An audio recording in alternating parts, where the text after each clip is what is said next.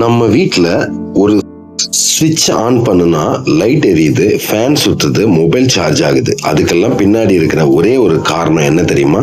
அதுதான் electric current. அப்போ கரண்ட்னா என்ன?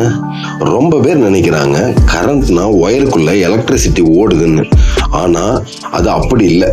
உண்மையிலேயே கரண்ட்னா என்னன்னா ஒயருக்குள்ள ஓடுற எலக்ட்ரான்ஸ்.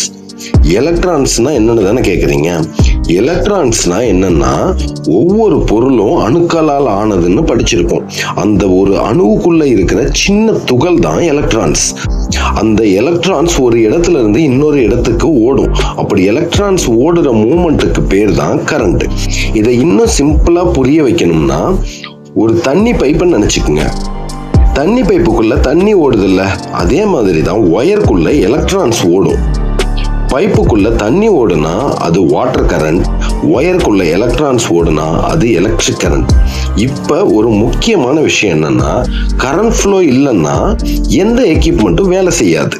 வோல்டேஜ் இருந்தாலும் கரண்ட் ஃப்ளோ இல்லைன்னா லைட் எரியாது. நிறைய பேர் இதை அனுபவிச்சிருப்போம். சப்ளை எல்லாம் இருக்குங்க, ஆனா ஃபேன் ஓட மாட்டேங்குதுங்க. அப்படின்னா அங்க கரண்ட் ஃப்ளோ இல்லைன்னு அர்த்தம். நீங்க ஒரு சுவிட்சை ஆன் பண்ணுனா அங்க எலக்ட்ரான்ஸ் ஓட ஆரம்பிக்கும், எக்யூப்மெண்ட் வேலை செய்யும். சுவிட்சை ஆஃப் பண்ணிட்டீங்கன்னா ஓடுற எலக்ட்ரான்ஸ் நின்னுரும், எக்யூப்மெண்ட்டும் ஆஃப் ஆயிடும். இப்போ உங்களுக்கு நல்லா புரிஞ்சிருக்கும்னு நினைக்கிறேன். ஒயருக்குள்ள எலக்ட்ரான்ஸ் ஓடுனா அதுக்கு பேர் தான் கரண்ட்னு. அப்போ வோல்டேஜ்னா என்னன்னு தானே கேட்குறீங்க.